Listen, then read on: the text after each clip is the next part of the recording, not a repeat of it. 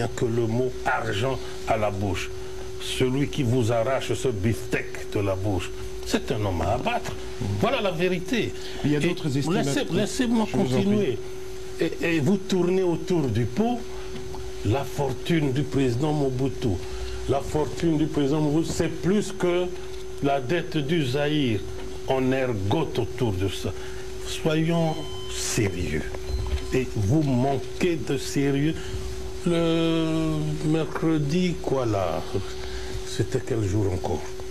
Mais vous avez sorti avec beaucoup de fracas, de bruit. CBS, c'était vos confrères de la RTBF. Fortune, qu'est-ce que vous avez prouvé? Qu'est-ce que vous avez montré? Le Front Roi, quelques villas, et c'est ça la fortune. La vraie fortune dont il faut parler, eh bien, c'était quoi? Premièrement, la spoliation du Zaïre par le roi Léopold II. Nous étions spoliés, et vous le savez.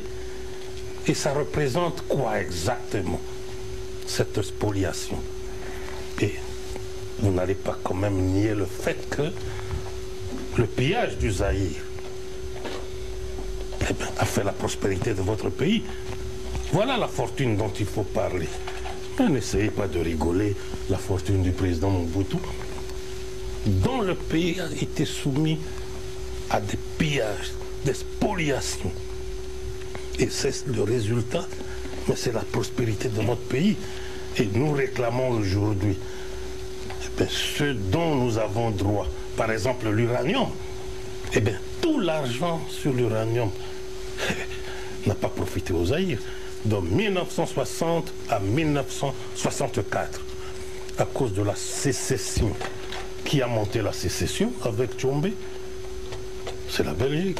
Vous êtes le seul pays au monde à avoir reconnu l'État indépendant du Katanga, proclamé par Tchombe, militairement soutenu par votre pays, et le seul pays à avoir envoyé un ambassadeur, feu le comte d'Aspremont Linden, ambassadeur du royaume de Belgique au Katanga.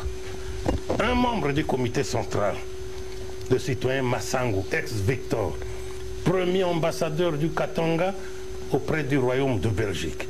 Mais ce sont des faits qui parlent d'eux-mêmes.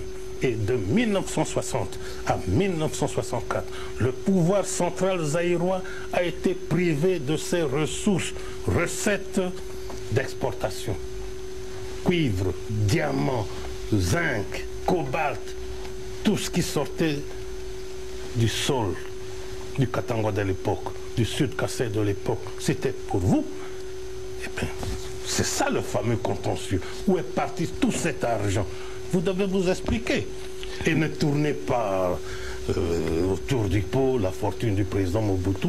La fortune que vous avez tirée du Zaïre, c'était par Léopold II qui nous a spoliés, qui nous a pillés.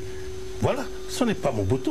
Ce que j'ai fait pour mon pays, toute ma jeunesse, toute mon énergie, vous voulez expliquer à ce peuple par vos écrits, il le fait pour l'argent. Faire ce que j'ai fait, ce n'est pas pour l'argent, mon cher ami. Je le fais parce que par nationalisme, par patriotisme, par amour pour mon pays, mais pas pour l'argent.